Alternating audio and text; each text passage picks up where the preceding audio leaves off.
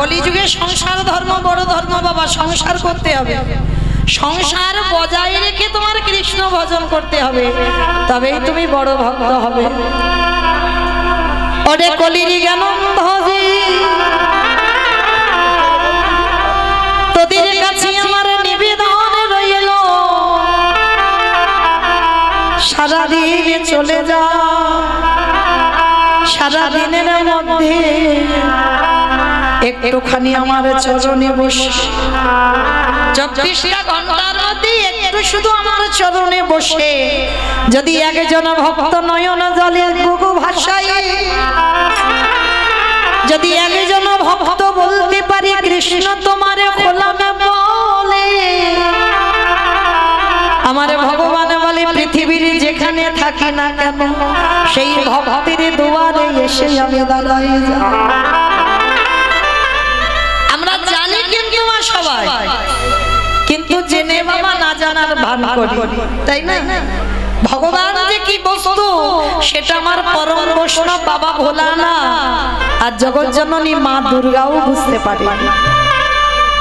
ভগবানটা যে কি বস্তু চিনতে পারেনি কেন না, 14 বছর বনবাসে থাকাকালীন রাবণ যখন সীতামাকে চুরি করে নিয়ে গেল, আর সেই রামচন্দ্র যখন সীতা হারিয়ে কেঁদেছিল বাবা, তা হঠাৎ আমার শিব আর দুর্গা আকাশপথে উড়ে উড়ে যাচ্ছে, যেতে যেতে জগৎজননী মা দুর্গা আমার বাবা ভোলানাথকে ডেকেছিল, প্রাণনাথ প্রাণনাথ এদিকে এসো। তুমি ডাকছো প্রাণনাথ, ভালো করে দেখো কে যেন এই জঙ্গলে কান্নার আওয়াজ, কে যেন বসে বসে কাঁদছে না। পরম বৈষ্ণব বাবা ভোলানাথ হেসে বলছে, পার্বতী ওটা অন্য কেউ নয়, তুমি যার আরাধনা করো আমি যার আরাধনা করি রঘুপতি রামচন্দ্রের ক্রন্দন ধ্বনি। প্রভু কাঁদছে কেন তাহলে? বলে কাঁদছে এই কারণে রাবণ সীতামাকে চুরি করে নিয়ে গেছে, পাচ্ছে না, তাই স্ত্রীর বিহনে আজকে রঘুপতি রামচন্দ্র হাহাকার করে বেড়াচ্ছে। কারণ বাবা রামচন্দ্র তো তিনি মর্যাদা পুরুষোত্তম, এ তো আর কৃষ্ণ অবতারে নয় যে ভগবানের 16,108টা স্ত্রী ছিল, 8 জন পাট রানী। রামচন্দ্র কিন্তু এটা করতে পারবে না, রামচন্দ্র ওই একটাই ঘরণী ছিল আমার সীতামা। সীতামাকে যখন চুরি করে নিয়ে গেল বাবা, যখন যজ্ঞ করেছিল পাশে তো সহধর্মিনী রাখতে হয় তবে যজ্ঞ পূর্ণ হয়, কিন্তু রাম যদি মনে করতো দ্বিতীয়বার বিয়ে করতে পারত, কারণ তিনি তো রাজা, তিনি তো ভগবান, কিন্তু তার এমনই মর্যাদা ছিল সীতামাকে ছাড়া দ্বিতীয়বার বিবাহ করতে পারত, যার জন্য স্বর্ণ সীতা বানিয়ে বাবা যজ্ঞে বসেছিল, কিন্তু দ্বিতীয়বার বিয়ে করেনি আমার রামচন্দ্র। তাহলে কতটা ভালোবাসতো আমার সীতামাকে, তা সীতামাকে নিয়ে গেছে পাগলের মতো রামচন্দ্র কাঁদছে।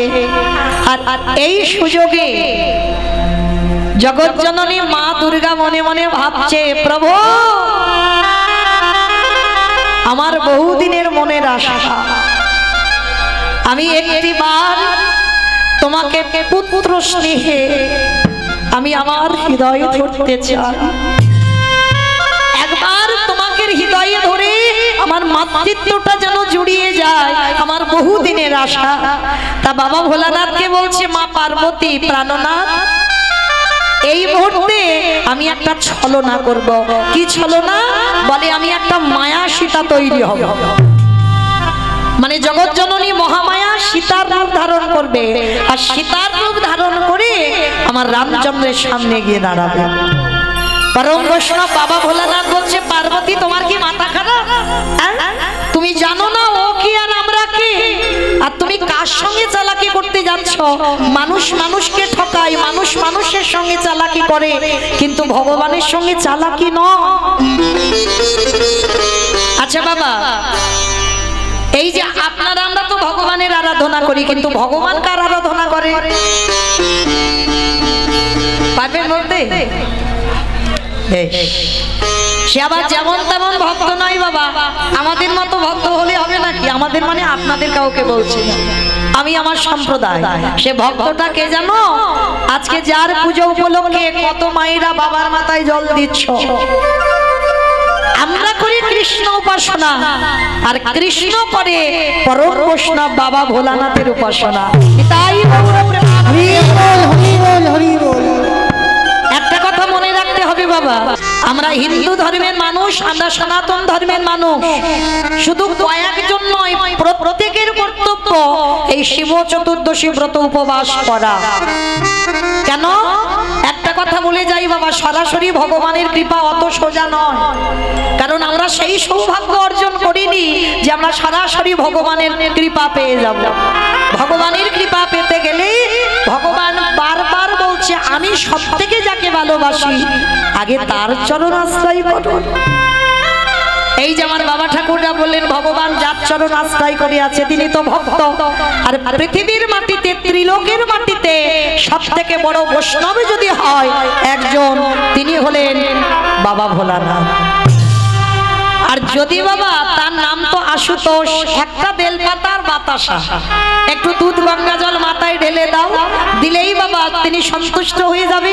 আর একবারে যদি বৈষ্ণবের কৃপা কেউ পেয়ে যায়, তার অচিরে কৃষ্ণ কৃপা হবে হবে হবে। নিতাই গৌর হরি বল হরি বল হরি বল।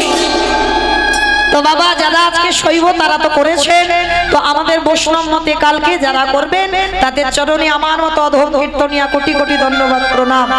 কারণ কৃষ্ণ কৃপা পেতে গেলে আমাদের পরম বৈষ্ণবের চরণ আশ্রয় করতে হবে, আর ওই চরণ ভজলেই পেয়ে যাব গোবিন্দ চরণ। তাহলে মায়েরা সোজা কথা একটা বলে দিলাম, শিব চতুর্দশী ব্রত পালন করার একটাই কারণ, কৃষ্ণ প্রেম ভক্তি লাভ করার জন্য। জড় জগতে কোনো স্বামী নয়, কোনো স্ত্রীর মঙ্গল নয়, একটার জন্য শিব চতুর্দশী ব্রত করব, যাতে আমাদের কৃষ্ণ প্রেম ভক্তি লাভ। আর যারা ব্রত করেছে ওই একটাই জিনিস চাইবেন বাবার কাছে, যে প্রভু আমি যেন কৃপা করে কৃষ্ণ চরণ আশ্রয় করতে পারি। তাহলে সেই বাবা ভোলানাথ পার্বতীকে বলছে, পার্বতী তোমার কি মাথা খারাপ? তুমি এটা কি করছো? তুমি সীতার রূপ ধরে যাবে ভগবানের সামনে, আর ভগবান চিনতে পারবে না? জগৎ জননী মা দুর্গা বলছে, অসম্ভব। আমি যদি একবার গিয়ে দাঁড়াই আমার রামচন্দ্র চিনতে পারবে না, আর আমি একবার আমি প্রভু মনে করি একবার রামচন্দ্রকে হৃদয় ধরব, আর তাতে কি হবে? আমার মাতৃত্বটা আশাটা পূর্ণ হয়ে যাবে। কোনো কুবাসনা কুকামনা নিয়ে নয় বাবা, বাবা ভোলানাথ বারণ করছে, কিন্তু মা জগৎ জননী শুনছে না। এইবার সীতা রূপ ধারণ করে এইবার যেই না রামচন্দ্রের কাছে গিয়ে দাঁড়িয়েছে, রামচন্দ্র তো ক্রন্দন করছে সীতা মার জন্য, আর যেই না ওই মা সীতা রূপ ধরেছে, পিছন থেকে রামচন্দ্র গিয়ে ডাক দিল, মা। ভগবানের সঙ্গে চালাকি হয়, যেই না মা বলে ডেকেছে সঙ্গে সঙ্গে ছমকে উঠেছে মা। কে ডাকলো? তা মা তবু ছলনাময়ী ছলনা করছে, বলে আমি মা হব কেন? আমি তো সীতা, আমি তোমার সামনে এসেছি। ভগবান কেঁদে উঠল, মা আজকে তোমার কাছেও আমি হাসির পাত্র। তুমি ভুলে গেছো আমি কে আর তুমি কে? তুমি ভাবলে কি করে আমি তোমাকে চিনতে পারবো না? তুমি আমার মা, আমি তোমাকে মা বলে ডেকেছি, তুমি আমার সীতা মা নও। এইবার যেই না মা বুঝতে পেরেছে নিজ রূপটা ধারণ করেছে, মা তুমি এই রূপটা ধরলে কেন? হে দয়াময়, আমার বহুদিনের আশা, একবার পুত্র রূপে তোমার হৃদয় ধরব। এই জন্য আজকের আমি সীতা রূপ ধরে এলাম, যদি একবার তোমাকে হৃদয়ে ধরতে পারতাম আমার মাতৃত্বটা জুড়িয়ে যেত। তখনই আমার রামচন্দ্র বলেছিল, মা আমি কথা দিলাম তোমার পুত্র রূপে আমি যাব। এই দেখে নয় এ যুগে আগত কলি যুগে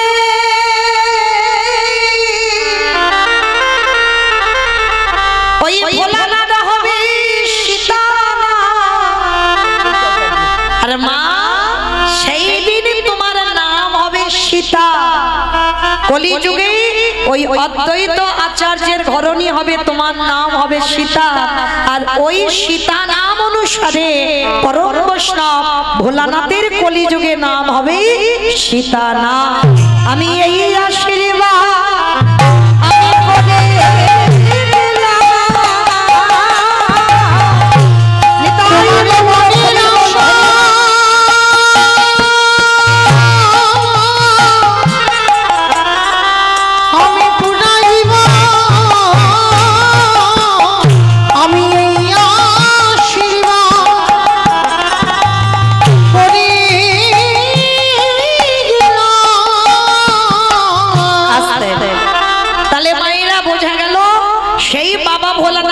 কলিযুগে অদ্বৈত আচার্য বা সীতা নাম। আর জগৎ জননী মা দুর্গা হলো সীতা দেবী। কারণ সীতা রূপ ধরেছিল বলে কলিযুগে মার আশাটা পূর্ণ করে দিল।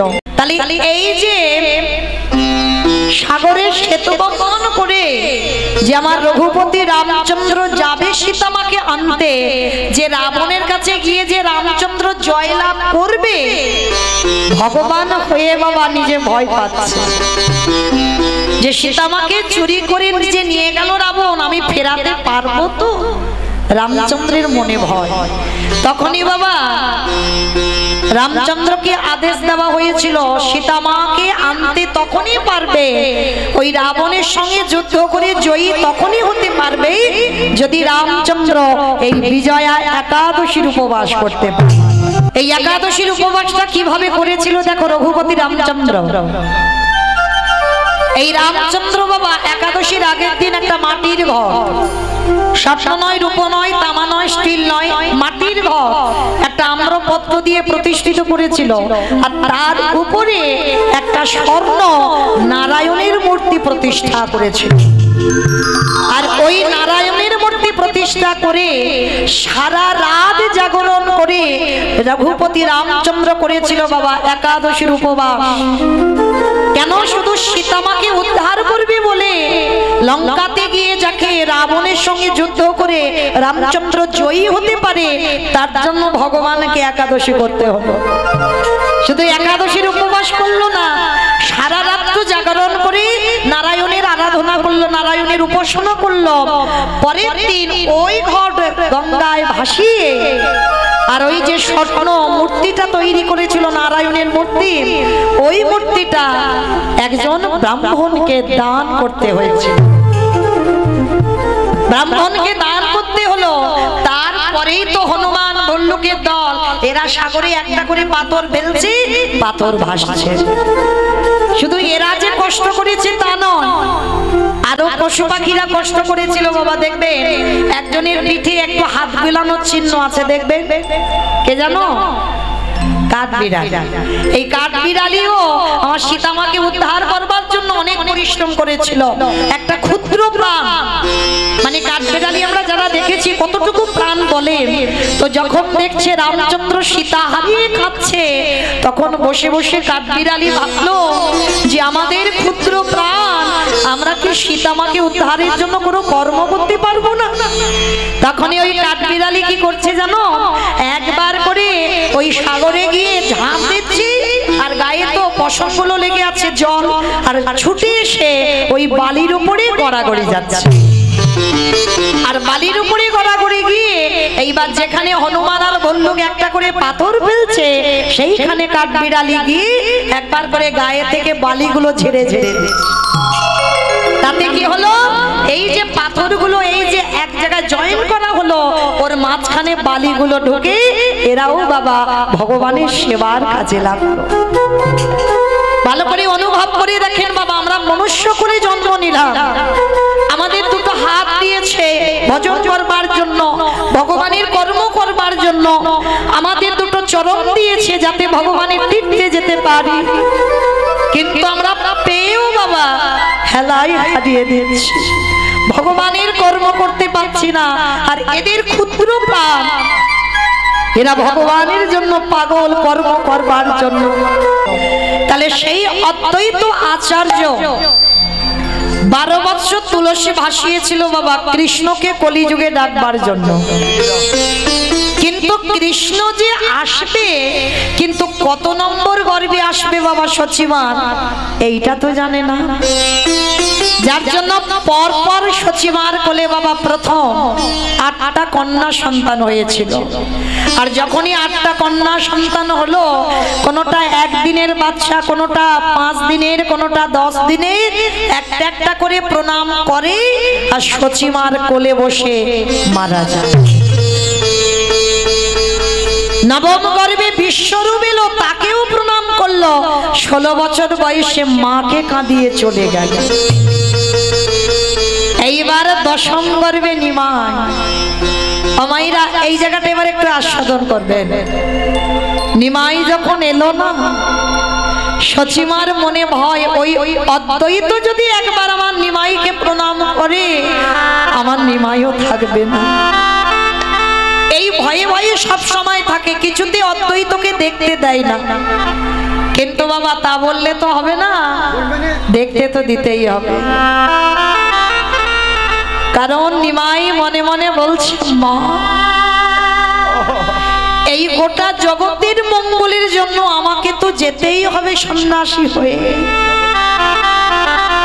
শুধুমাত্র আমার একার মঙ্গল নয়, সমাজের মঙ্গলের জন্য আমি সন্ন্যাস নেব।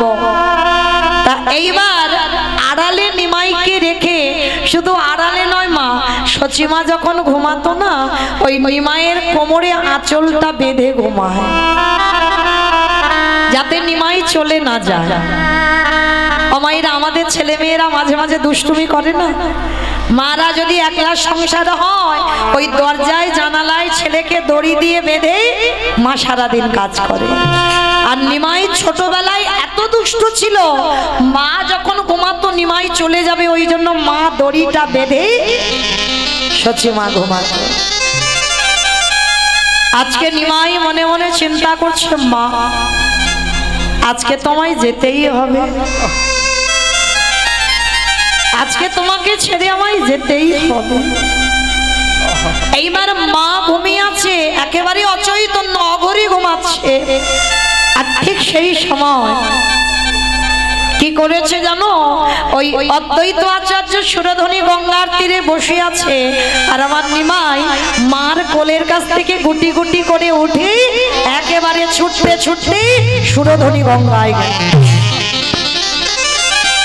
তখন আমার নিমাইয়ের বয়স ছিল বাবা মাত্র 5 বছর, আর 5 বছরের নিমাই সুরধনী গঙ্গার তীরে গিয়ে বাবা হরিনামের খেলা খেলছে। আর অদ্বৈত আচার্য দূর থেকে মনে মনে চিন্তা করছে, এই তো প্রভু, এবার আমি দেখব তোমাকে কে আটকে রাখতে পারে, তোমাকে কে ধরে রাখতে পারে। আজকের আমি যখন তোমায় একলা পেয়েছি, আমি তোমাকে প্রণাম করব করব করব। আর নিমাই যখন হরিনাম করছে, আর পরম বৈষ্ণব অদ্বৈত আচার্য পিছন থেকে গিয়ে একেবারে নিমাইয়ের চরণে মাথাটা দিয়ে ষষ্ঠাঙ্গে প্রণাম, চিৎকার করে বলে উঠল, নিমাই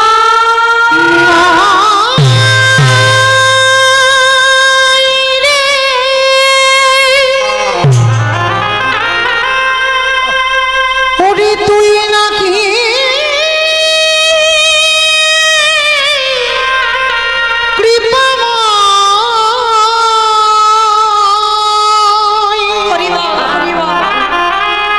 একেবারে কৃপা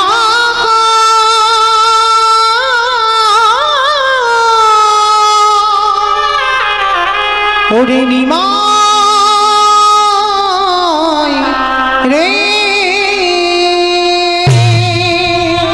যেই না পরম বৈষ্ণবের মাথাটা অদ্বৈত আচার্যের বয়স তখন 57 বছর আর নিমাইয়ের বয়স 5 বছর। 5 বছরের নিমাইয়ের পায়ে যেই না অদ্বৈত বৈষ্ণবের মাথা, নিমাই কি করেছে জানো? ওই ছোট ছেলে নিমাই একেবারে পাটা তুলে অদ্বৈত আচার্যের মাথার উপরে।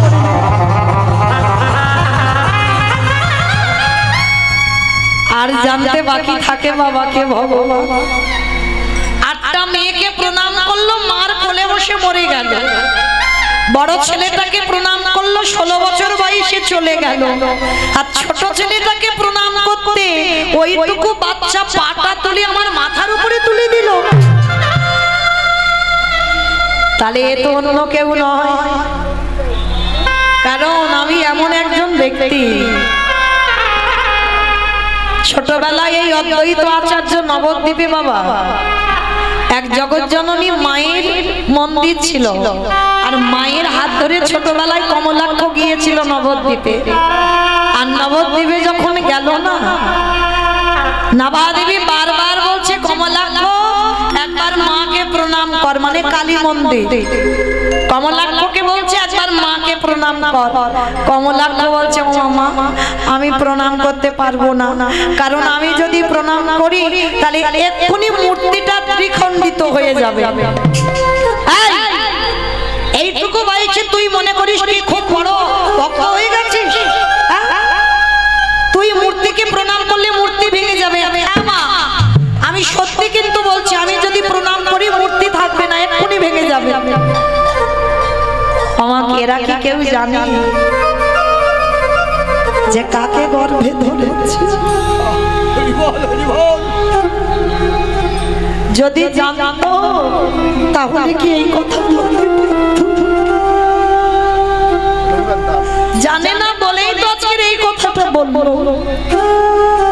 নাভাদেবী বলছে কমলাক্ষকে প্রণাম কর তুই। জোর করছে ছেলেকে, ছেলে বলছে ঠিক আছে, তবে মূর্তি যদি ভেঙে যায় তুমি কিন্তু আমায় বকবে না মা। বললাম তো বকবো না, প্রণাম কর। আর যেই না বাবা কমলাক্ষ সবে মাত্র এখনো দেয়নি মাথাটা, সবে মাথাটা নিয়ে আমার ওই কালী মূর্তি ছিল, সবে মূর্তির চরণে প্রণাম করতে যাবে, একেবারে মূর্তিটা মাঝখান থেকে দ্বিখণ্ডিত হয়ে। বাবা পারে কোনোদিন প্রণাম দিতে? কারণ ইনি তো পরম বৈষ্ণব বাবা ভোলা না। তাহলে কি করে পারবে তার পরম স্বামী প্রাণনাথের প্রণামটা নিতে? তাহলে কতটা শক্তি ছিল এই অদ্বৈত আচার্যের। পাথরের মূর্তি ভেঙে গেল, আর এই অদ্বৈতের প্রণামে সচিমার কোলে 8টা মেয়ে মরে গেল, বড় ছেলে চলে গেল। ছোট ছেলে নিমাইকে প্রণাম করলো, নিমাই পাটা অদ্বৈত আচার্যের মাথায় তুলে দিল। তাহলে বলো তো বাবা, জানতে বাকি থাকিয়ে কি? চরণটা জড়িয়ে ধরেছে আর ছাড়ছে না, চোখের জল দিয়ে নিমায়ের চরণ দুটো ভাসাচ্ছে। নিমাই রে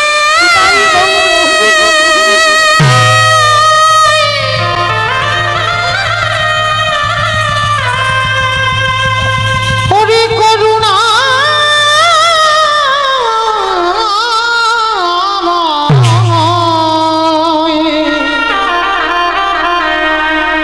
আমায়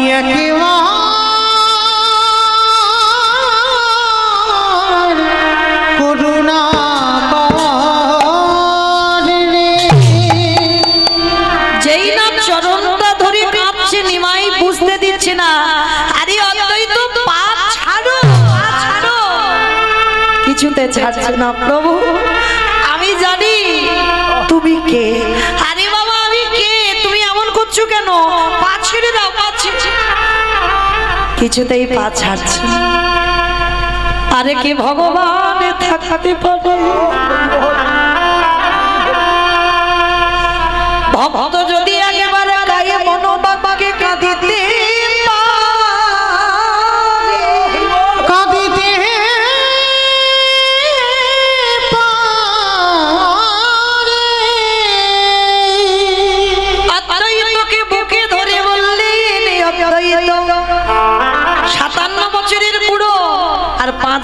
নিমাই, প্রভু আর আমাকে কিছু বলতে হবে না, আমি বুঝতে পেরে গেছি তুমি কে আর আমি কে। সেই যদি এলে এত দেরি করলি কেন? 12টা বছর তুলসী চন্দন অগুরু দিয়ে তুলসী পত্র ভাসানো, সেই যদি এলে তো এত দেরি করলি কেন? নিমাই হেসে বলছে, অদ্বৈত দেরি আমি করি না, ভক্তের ডাক যেদিন সঠিক হয়ে যাবে সেদিন আমাকে কেউ ধরে রাখতে পারবে না। আমি তো সবার দরজার ধারে দাঁড়াইয়ে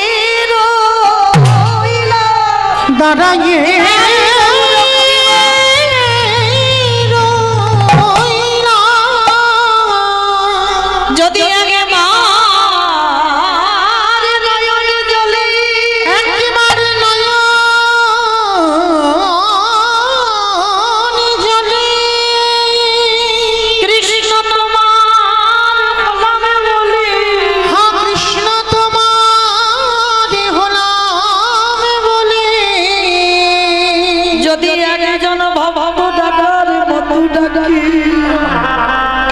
আমারে ভগবান কি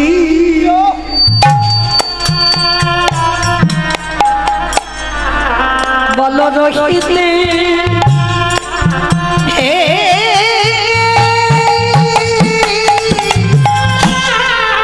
রহিতে পারে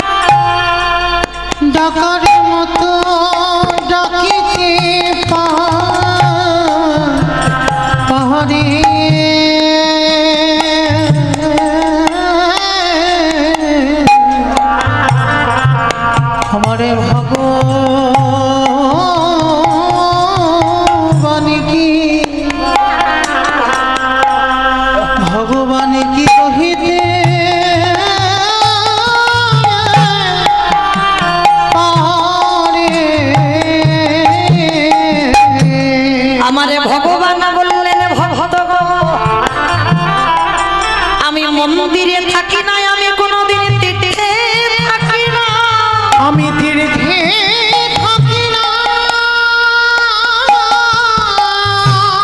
আমি থাকি ভক্তের হৃদয়ের মাঝে। যদি একজন ভক্ত কাঁদা প্রাণে কৃষ্ণ বলে কাঁদে, আমি তৎক্ষণাৎ তার হৃদয়ে মন্দিরে আমি প্রবেশ করি।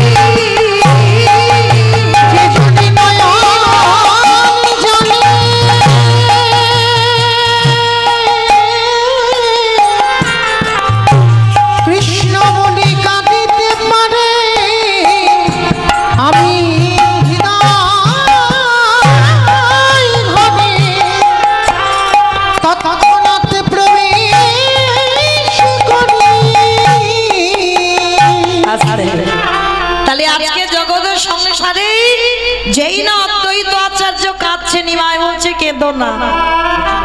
আর বাবা এদিকে ভক্ত ভগবানকে ধরে কাঁদছে, আর সন্তানের মঙ্গল অমঙ্গল প্রথমে কে বুঝতে পারে? মা।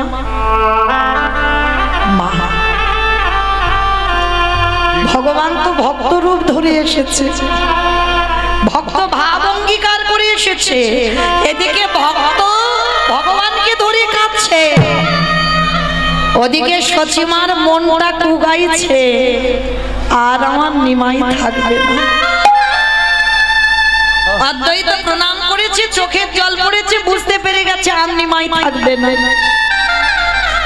এইবার সচিমা যখন কাঁদছে, সচিমা চোখের জল ভগবানের পাটা ভেসে যাচ্ছে। যখন নিমাইয়ের চরণ ভেসে যাচ্ছে, নিমাই বলছে অদ্বৈত আর কেঁদো না, দাদা ওদিকে আমার মা কাঁদছে, আমি একটু মার কাছে যাই, একটু তুমি দাঁড়াও, আমার মার বড় কষ্ট হচ্ছে, বড় কাঁদছে। ছুটে গেছে নিমাই, মার কোমরটা জড়িয়ে ধরে বলছে ওমা, মা তোমার চোখে জল কেন, মা তুমি কাঁদছো কেন? আচ্ছা বাবা, ডাক্তার যদি বলে দেয় তোমার সন্তানকে তুমি চিকিৎসা করছো কিন্তু বেশি দিন আর থাকবে না তোমার কাছে, যদি মা জানতে পেরে যায় সে মায়ের অবস্থা কেমন হয়? সচিমা তো বুঝতে পেরে গেছে নিমাই আর থাকবে না, কাছে দাঁড়িয়ে দাঁড়িয়ে নিমাই এসে মার গলা জড়িয়ে ধরে বলছে ওমা, মা গো তোমার চোখে জল কেন, তুমি কাঁদছো, তুমি আমায় বলো তুমি কেন কাঁদছো? মা তাড়াতাড়ি করে জলটা মুছে নিয়ে বলছে কই বাবা, আমি কাঁদিনি তো, আমি কাঁদবো কেন, আমি কাঁদিনি। মা জগতে সবাই মিথ্যাবাদী, তুমি আমার মা হয়ে তুমিও মিথ্যা বলছো কি বাবা? জগতে আমাদের মতো মিথ্যাবাদী আর কেউ আছে? আমরা বললাম কৃষ্ণ ভজন করব, কেউ করছি না বাবা, সারাদিন শুধু বিষয় বৈভবে ডুবে রইলাম, আমার করে গেলাম।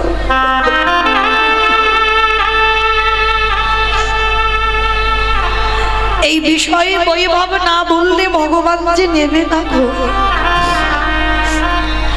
আজকে যেই না মা কাঁদছে, মাকে বলছে মা জগতে সবাই মিথ্যাবাদী, তুমিও মিথ্যা বলছো।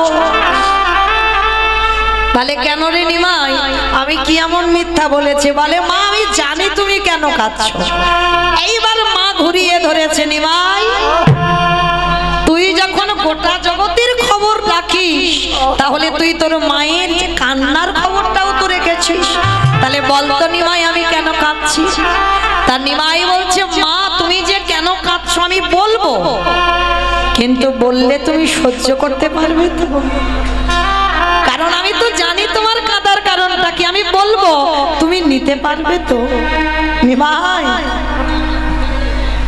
তোর 8টা দিদিকে হারিয়েছি,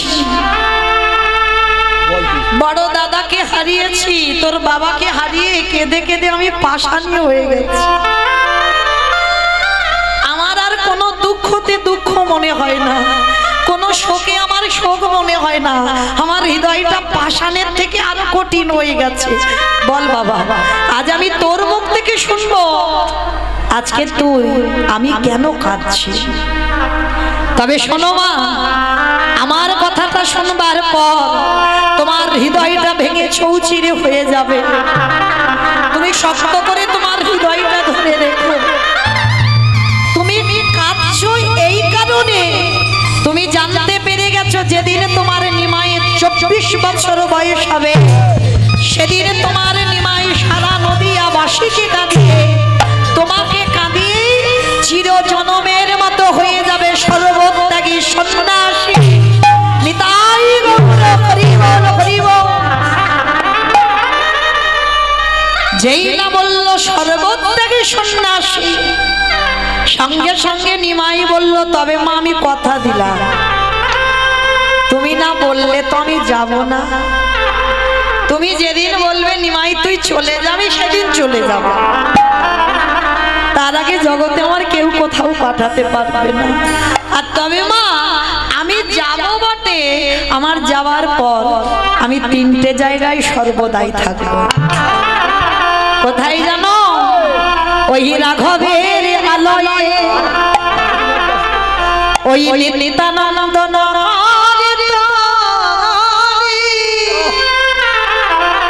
ওই না সচি মায়ের রন্ধনশালে। রান্না করতে গিয়ে যদি একবার কেউ সচি মাকে স্মরণ করতে পারো তার রান্না স্বাদই আলাদা হয়। কেন? নিমাই তিনটে জায়গায় সন্ন্যাসের পরেও বর্তমান আছে। কোথায়? রাঘবের আলয়ে, নিত্যানন্দ নর্তনে, সচী মায়ের রন্ধনে।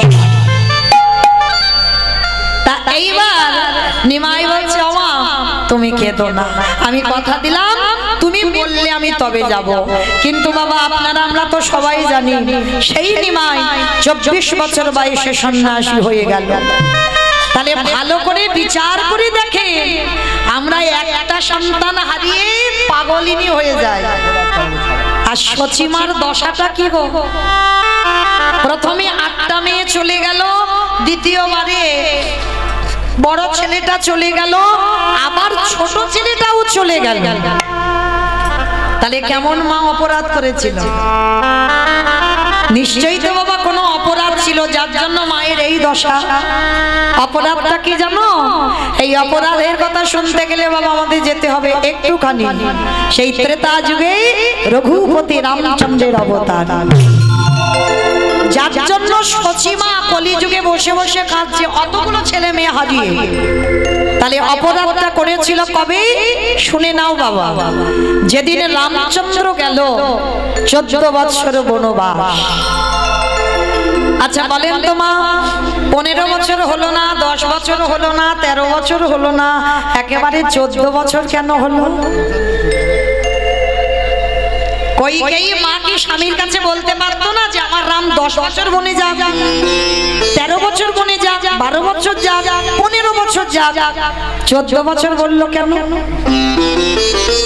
কি বাবা কারণ যদি না থাকতো তাহলে 14 বছরের উপরে চাপ দিয়ে বলতে পারতো? তাহলে 14 বছর বলেছে তার একটাই মাত্র কারণ, দশরথের যখন কোনো সন্তান সন্ততি হয়নি বাবা, পুত্রেষ্টি যজ্ঞ করে তবে তো পুত্র পেয়েছে।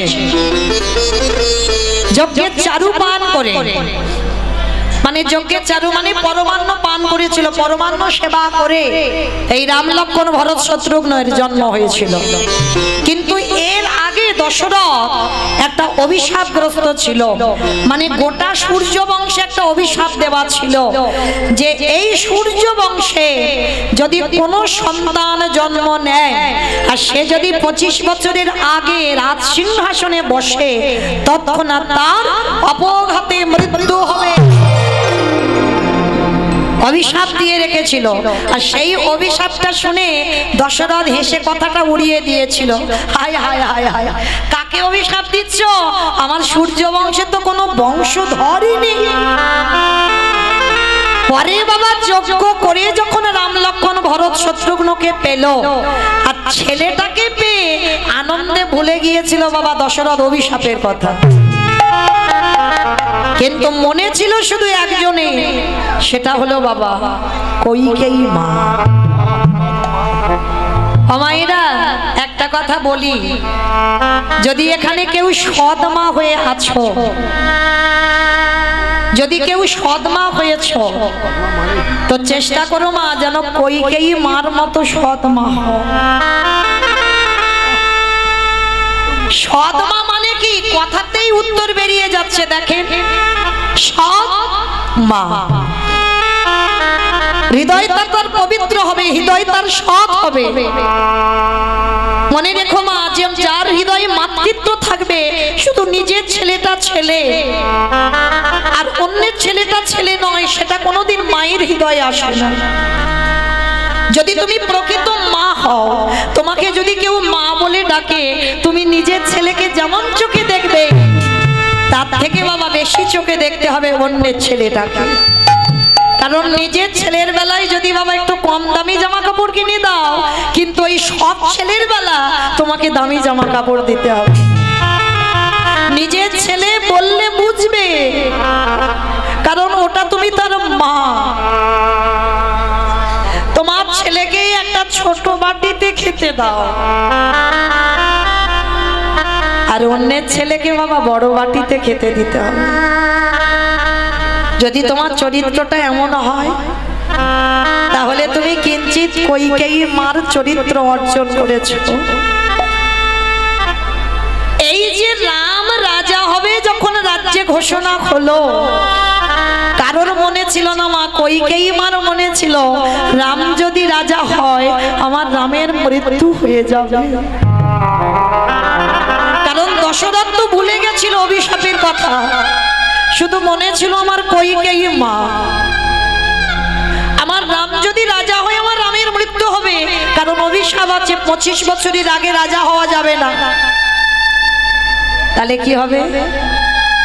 রামকে কায়দা করে এই রাজ্যের বাইরে পাঠিয়ে দিতে হবে। ভালো করে ভাবে, রামের যদি তখন অত কম বয়স হয়, ভরতের কি 25 বছরের বেশি বয়স ছিল? ছিল না তো। এই ত্যাগের জায়গাটা একটু লক্ষ্য করে। এদের বলবে মা, মরণ যদি হয় আমার ভরতের হোক, মরতে যদি হয় আমার ভরত মরু, কিন্তু আমার রাম যেন ভালো থাকে। এত বড় কথা কইকেয়ী মা কাউকে বলতে পারেনি, কিন্তু আমার রাম জানতো। ওই বনবাসে যাওয়ার আগে রাতের অন্ধকারে কইকেয়ী মাকে গিয়ে বলেছিল, মা আমি যদি বনবাসে না যাই, আমার জন্য কত যোগী মুনি ঋষিরা যুগ যুগ ধরে তপস্যা করছে, আমাকে পাবার জন্য কঠোর পরিশ্রম করছে, কবে রামের চরণ পাবো। আর আমি যদি অযোধ্যায় রাজ সিংহাসনে বসি, তাহলে তো আমি এদেরকে উদ্ধার করতে পারবো। তাই কৃপা করে তুমি একমাত্র আমার সেই মা, যে কথাটা কাউকে তুমি না বলে তুমি আমাকে বনবাসে পাঠাও। আর কইকেয়ী মা এই কথাটা গোপনে রেখে রামকে বনে দিল, ভরতকে 14 বছরের ভরতকে বনবাসে দিয়ে, হরি বল, রামকে বনবাসে দিয়ে ভরতকে রাজ সিংহাসনে বসালো। আর যেদিন আমার রাম ফিরেছিল বাবা অযোধ্যায়, অযোধ্যায় তো সাজো সাজো রব। যেদিনটা বাবা আমরা কালী পূজার দিন, দিওয়ালি, ওই দিন রামচন্দ্র ফিরেছিল বনবাস থেকে, যার জন্য বাবা ঘরে ঘরে মোমবাতি জ্বালা হয়, ঘরে ঘরে প্রদীপ জ্বালানো হয়। কেন? অযোধ্যা থেকে রাম চলে গিয়েছিল, সেদিন থেকে অন্ধকার নেমে এসেছিল। আর যেদিন রাম আসবে, সারা অযোধ্যা চারিদিকে বাবা ওই প্রদীপ মোমবাতি চারিদিকে আলোয় আলোকিত হয়েছিল, সোনার মতো ঝলমল করছিল। আজকে রাম ফিরে এসে দরজায় দাঁড়িয়েছে, দরজায় দাঁড়িয়ে শুধু একটাই কথা ডাক দিয়েছিল, মা মা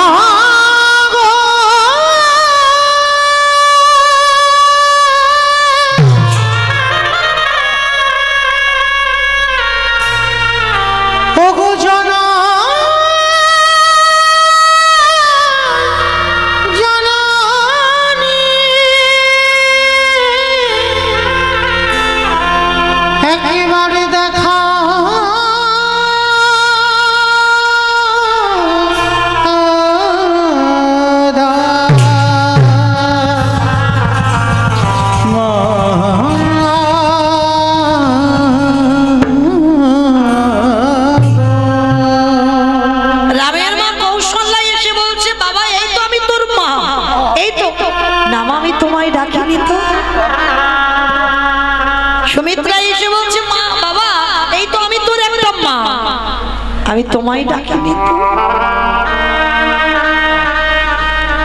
আবার তোর মা কোথায়? রাম 14 বছর পরে ফিরে এসে বলল, মা আমার কইকেয়ী মা কোথায়? চুপ কর, একটা কথা বলবি না। যে মা তোকে 14টা বছর বনবাসে দিল, যে মা তোর বাবার প্রাণটা নিয়ে নিল, সেই কইকেয়ী মাকে আমরা সবাই কারাগারে বন্দী করেছি। ওর মুখ আমরা কেউ দেখি না। রামচন্দ্র ওইখানেই বসে পড়েছি।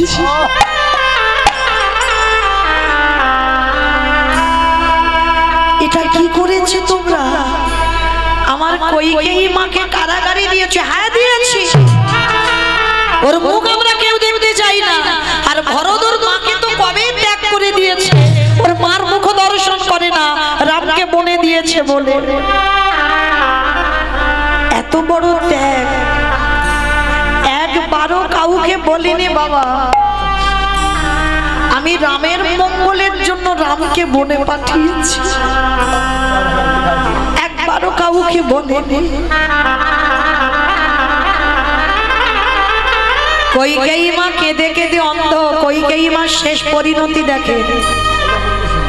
কেঁদে কেঁদে অন্ধ, চোখে দেখতে পায় না, রামের জন্য কেঁদে। শুধু ওই কারাগারে খুঁজে বেড়াচ্ছে রাম, আমার রাম এলি বাবা। ওরে রাম রে,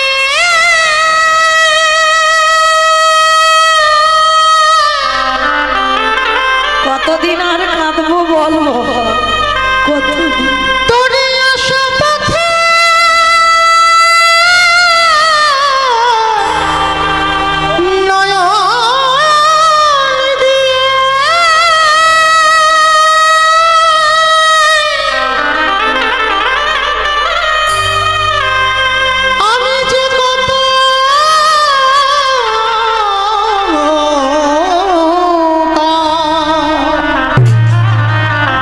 আমি যে কত কাটিয়ে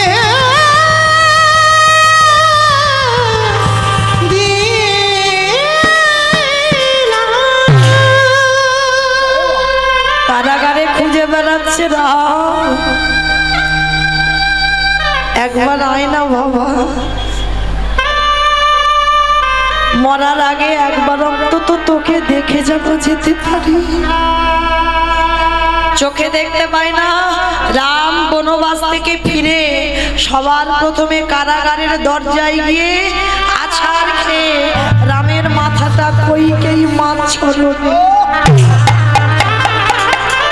নিতাই গৌর হরি বল, হরি বল, হরি বল। যিনি বিশ্বের স্রষ্টা মালিক ভগবান, তার মাথাটা পড়েছে কইকেয়ী মার চরণ।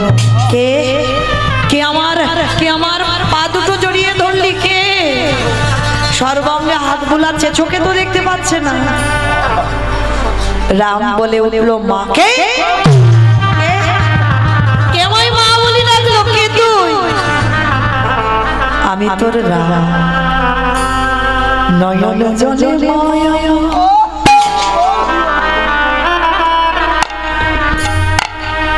ওই রামকে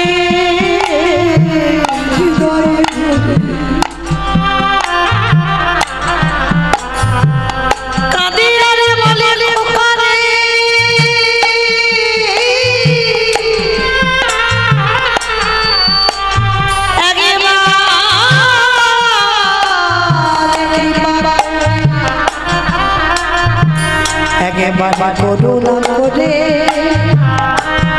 তুই একবার আমার দৃষ্টি শক্তি ফিরাই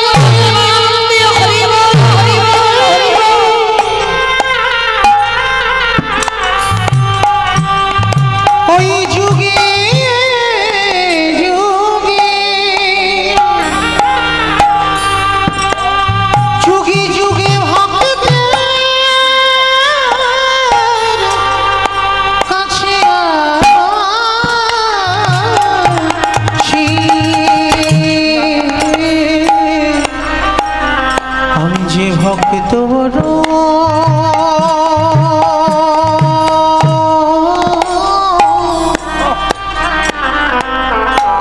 ভালো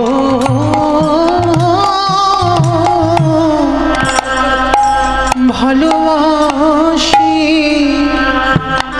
শুধু এ যুগে না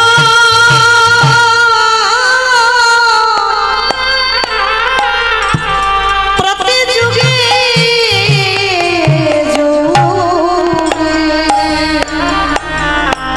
আমি যে ভক্ত বড়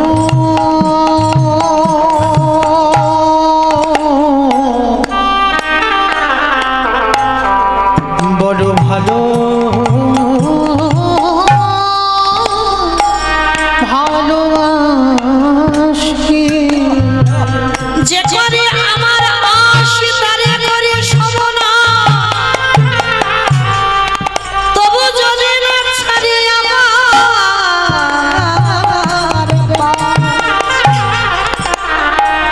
তারে পরে হয়ে যাই আমি তার দাসে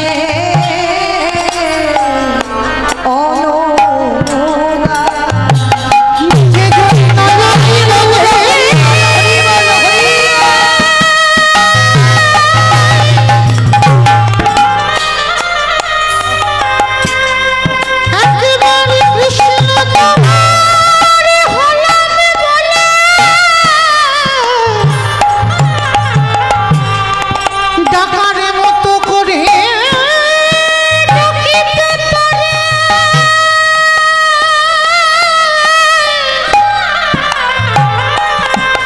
আমি ভগবান ভগবান হয়ে সেই ভক্তের দানে সেই ভক্তের দানে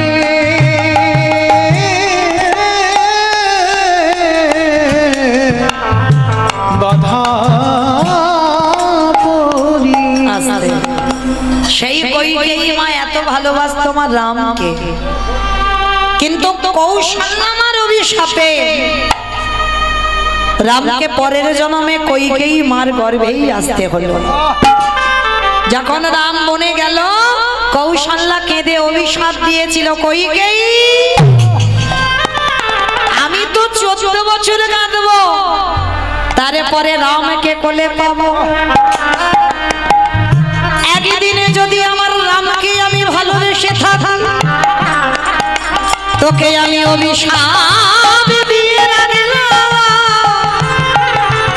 14 বছর পরে রাম ফিরে পাবো কিন্তু আমি একজন মা হয়ে তোকে অভিশাপ দিলাম যতবার তুই জগতে সন্তানের জননী হবি ততবার তোকে জনমে জনম পুত্র হারা হতে হবে।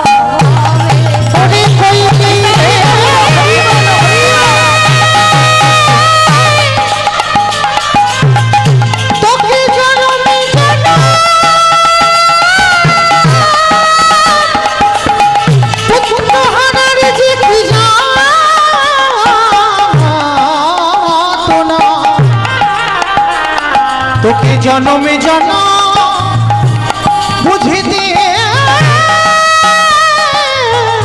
হবে মনে রাখেন অভিশাপ দিল জনমে জনম তোকে ভোগ করতে হবে সন্তান হারাবার বেদনা সেই কৌশল্যার অভিশাপে কইকেইকে আসতে হলো দেবকী হই দেবকী হয়ে প্রথম গর্ভে 6টা সন্তান হলো কংস মামার হাতে মৃত্যু হলো সপ্তম গর্ভে এলো বলরাম ওই বসুদেবের প্রথম পত্নী রোহিণীর গর্ভে চালনা হলো অষ্টম গর্ভে এলো কৃষ্ণচন্দ্র ওই কংস মামার হাত থেকে বাঁচবার জন্য বাবা বসুদেব ভাদ্র কৃষ্ণ অষ্টমী তিথিতে ওই কৃষ্ণকে কোলে করে নিয়ে মাথায় করে ওই নন্দালয়ে রেখে জগৎকে কৌশল্যা হরিবল কৌশল্যার অভিশাপে কইকেইকে দেবকী হতে হলো। আরে সেই দেবকী হয়ে 8টা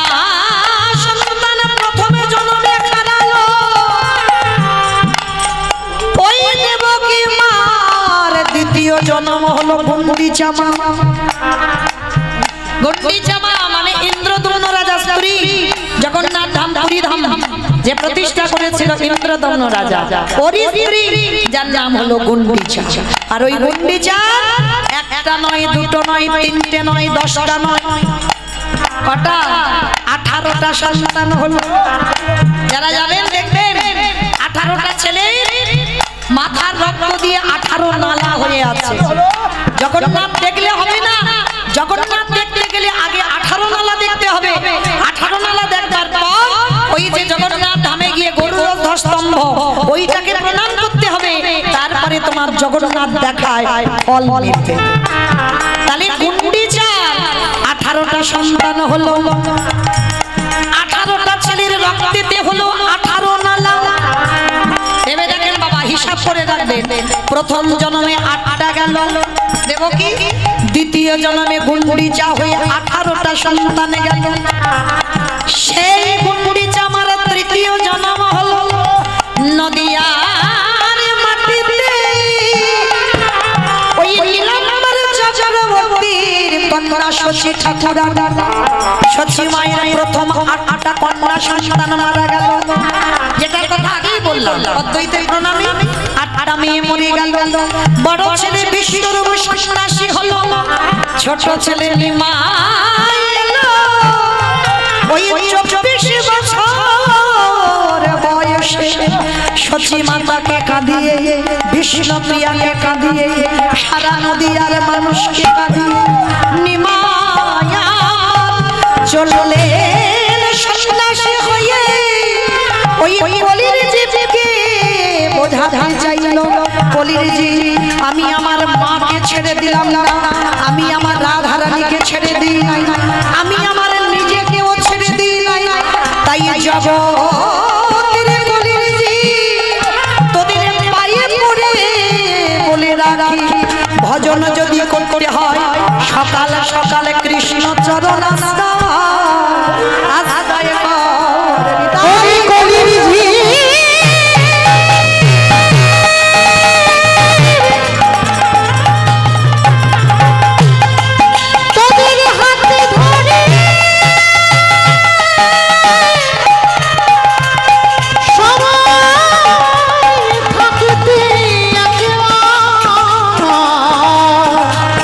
গৌরী গোবিন্দ চরণে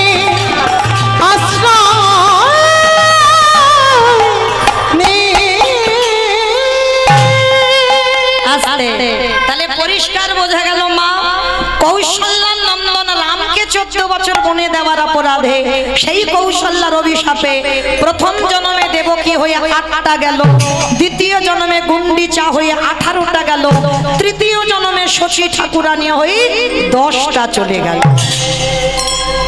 তাহলে কাঁদালে কাঁদিতে হয় এ কথাটা মিথ্যা নয়।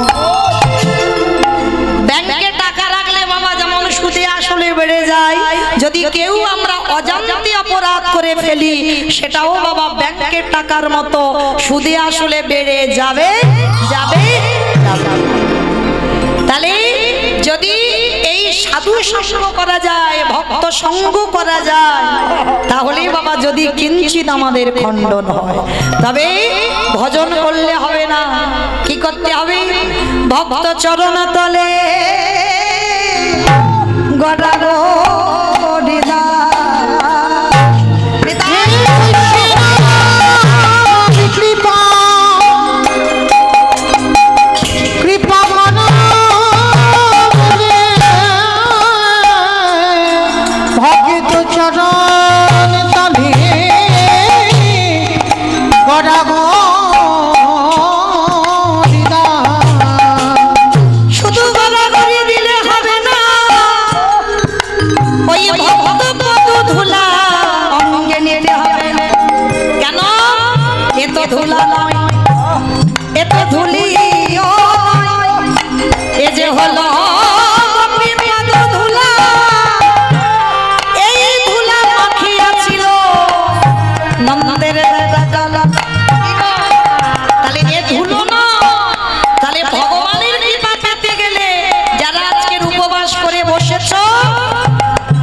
ভক্ত চরণ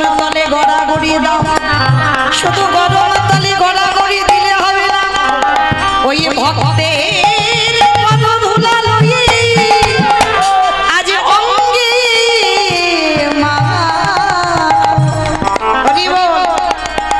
অঙ্গে মাখয়া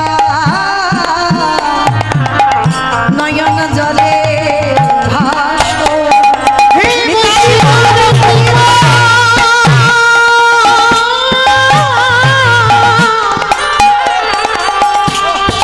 বৈষ্ণব কৃপা করো বলে অঙ্গে মাখয়া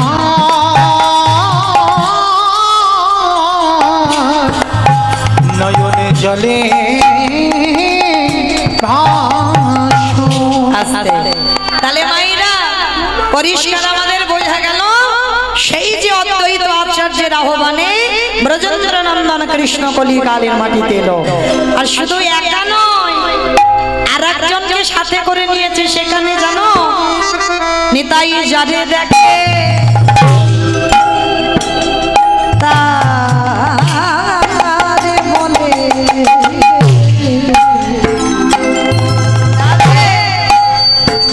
দ্বন্দ্বে তৃণ ধরি ধরি রে আস্তে অমাইরা তৃণ মানে কি গো? খড় ঝেঁটা কাটি তৃণ মানে ঘাস। নিতাই চাঁদ দাঁতে ঘাস নিয়েছে বাবা। কেন ঘাস নিয়েছে? একটা কিরকম ব্যাপার হচ্ছে না, কথাগুলো দেখো। দাঁতে ঘাস নিয়েছে, দাঁতে ঘাস নেবে কেন? হরিনাম করবে কপ। সেই যে বাবা নিমায়ের মতো সেই গোপাল চপল গোপাল বলেছিল না, হরিনাম করবি কর, কিন্তু দরজা বন্ধ করে হবে না। যার জন্য তো ঘোষণা বাবু রাত করে ফেলেছিল না, বলে হরিনাম করবে করুক নিমাই, কিন্তু দরজা বন্ধ করবে কেন? কিন্তু বাবা ভগবানের বিচার আর আমাদের বিচার কি এক হয়? সারা দিনের বেলা কীর্তন হতো ওইটা বহিরঙ্গ ভক্তদের নিয়ে, আর রাত্রিবেলা যে কীর্তনটা হতো বাবা ওটা রস কীর্তন।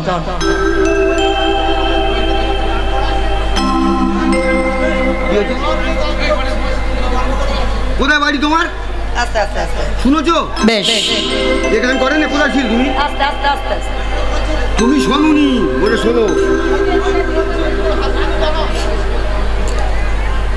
তাই চলেন সেই নিতাই চাঁদ আজকে কি করেছে? নবদ্বীপের অলিতে গলিতে নিতাই যারে দেখে তার পদ ধরে বলে, তোদের ঘরে আমি বাসন মেজে দেব, তোদের ঘরে আমি বাটনা বেঁধে দেব, তোরা যা বলবি আমি তাই শুনবো। তবে তোদের একটা কাজ করতে হবে। কি কাজ? তোরাই আমার